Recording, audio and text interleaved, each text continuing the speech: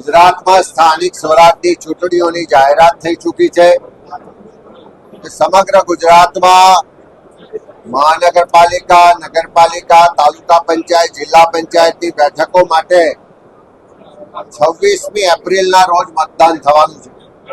ત્યારે કોંગ્રેસ પાર્ટી દ્વારા ઘણા લાંબા સમયથી આની તૈયારીઓ શરૂ કરવામાં આવી હતી.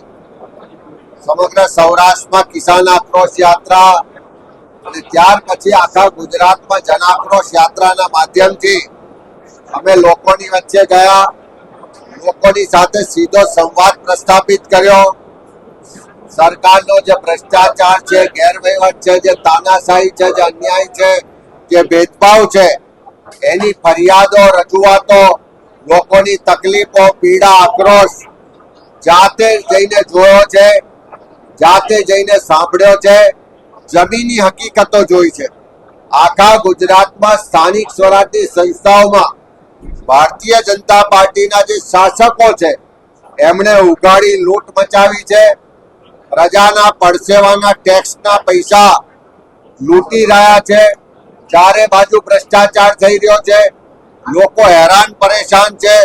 તમામ વર્ગ વિસ્તારના લોકો આ સરકારને બદલવા માટે તૈયાર છે અને સરકાર ખાડે ગઈ છે એવું એકી અવાજે કહી રહ્યા છે.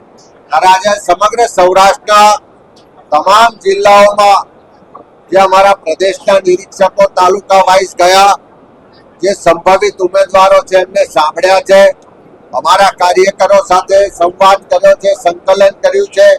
અમારા જિલ્લા કોંગ્રેસ સમિતિઓ દ્વારા જે ચૂંટણી સમિતિઓ બનાવી એના દ્વારા પણ ઉમેદવારોની પસંદગીની પ્રક્રિયા કરવામાં આવી છે અને એને આખરી સ્વરૂપ 4 તારીખથી શરૂઆત કરીને અમે પ્રદેશ લેવલે આપવાના છે. પ્રદેશ ચૂંટણી સમિતિની બેઠક 4 તારીખથી શરૂઆત કરશે.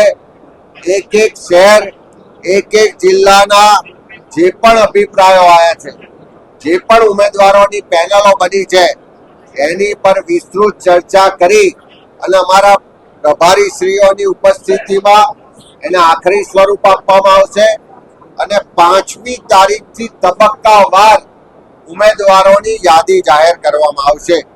સર્વપ્રથમ મહાનગરપાલિકાના ઉમેદવારોની યાદીઓથી અમે શરૂઆત કરીશું અને તબક્કાવાર આખા ગુજરાતની લગભગ જે 10,000 બેઠકો પર ચૂંટણીઓ થવાની એ તમામ બેઠકો પર ઉમેદવારોની જાહેરાત થશે.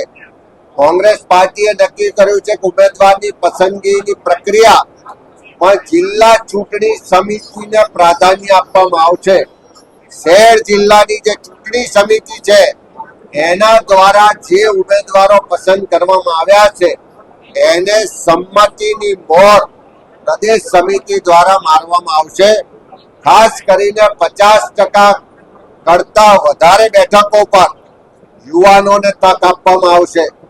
સમાજમાં જે લોકો માટે બોલે છે, લોકોના પ્રશ્નો માટે લડે છે, જે સમાજના પ્રબુદ્ધ નાગરિકો છે, જે આ ભ્રષ્ટાચારી શાસનને બદલવા માંગે છે, જે લોકોના અધિકાર માટે લડવા માંગે છે, જે સંવિધાનની રક્ષા કરવા માટે માંગે છે, આ પંચાયતી રાજ ને સ્થાનિક સ્વરાજમાં જે સત્તાઓ છીનવી રહી છે સરકાર, એની સામે આ સંસ્થાઓ બચાવવા માંગે છે. એવા તમામ લોકો જે લોકોની પસંદગી વાળા ઉમેદવારો છે એમને પ્રાધાન્ય આપવામાં આવશે. સ્થાનિક સ્વરાજની ચૂંટણીઓમાં તાકાતથી લોકો વચ્ચે જઈશું ને લોકોના આશીર્વાદ મેળવીશું. ખાસ કરીને આજે સૌરાષ્ટ્રમાં બેઠા છો, આપણે સૌરાષ્ટ્રની મીટિંગ પણ કરી છે. હાલના તબક્કે સૌરાષ્ટ્રની અંદર કોંગ્રેસનું વર્ચસ્વ ખૂબ ઓછું છે. શું લાગે છે આવનાર ચૂંટણીમાં સૌરાષ્ટ્રની અંદર પરિણામ શું જોઈ રહ્યા છો? કારણ કે ત્રિપાક્ષીય જંગ સ્થાનિક સ્વરાજની ચૂંટણીઓમાં ત્યાર પછી વિધાનસભા અને લોકસભામાં લોકોએ ભારતીય જનતા પાર્ટી પર વિશ્વાસ મૂકીને એમને સત્તા સોંપી. આજે મોટે ભાગની જગ્યાઓએ ટ્રિપલ એન્જિનની સરકાર છે. તેમ છતાં પણ આજે લોકોના પ્રશ્નોનું સમાધાન નથી થતું. ભ્રષ્ટાચાર શિષ્ટાચાર બની ગયો છે.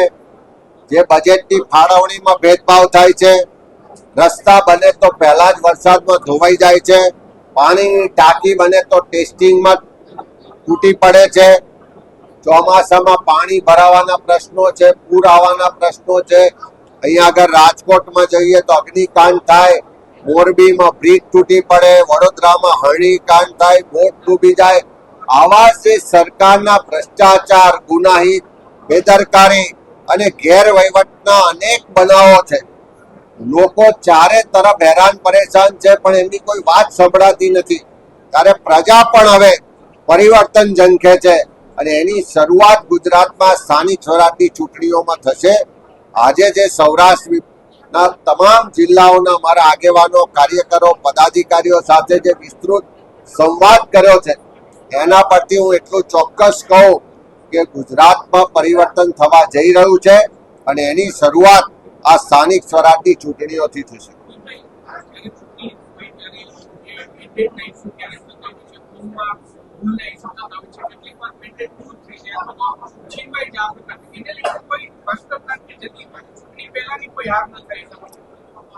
આ વખતે ચૂંટણીમાં ઉમેદવારોની પસંદગીની પ્રક્રિયા અમે પહેલેથી શરૂઆત કરી છે.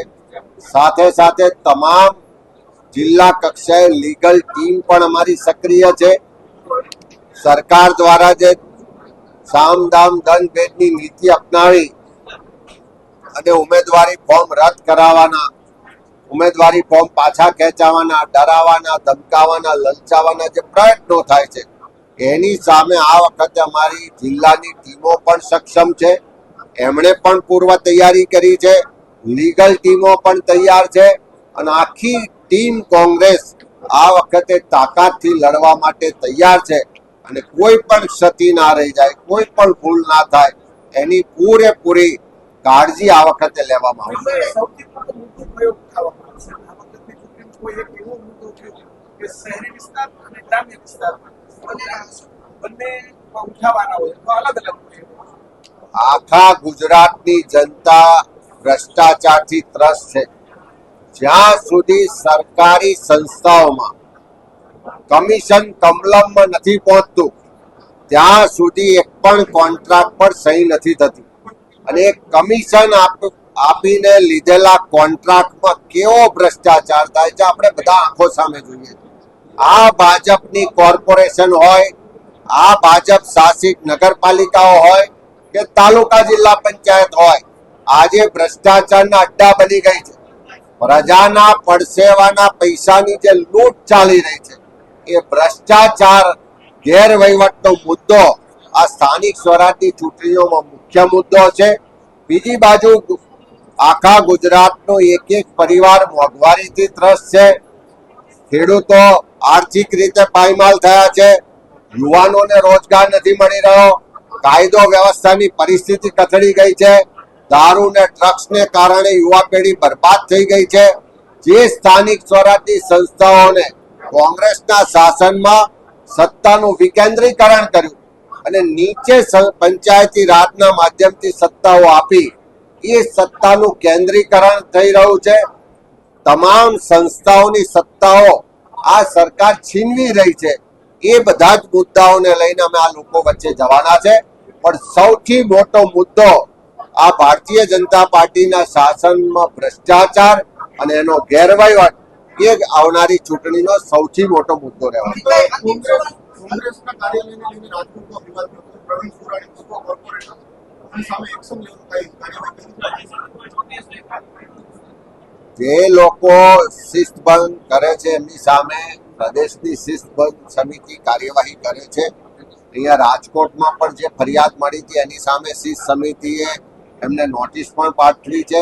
કાર્યવાહી પણ થશે અને આવનારા દિવસોમાં જે પણ કાર્યવાહી હશે તમારી સમક્ષ મૂકવામાં. અંતિમ સવાલ, પ્રથમ યાદી કોંગ્રેસ ક્યારે જાહેર કરશે?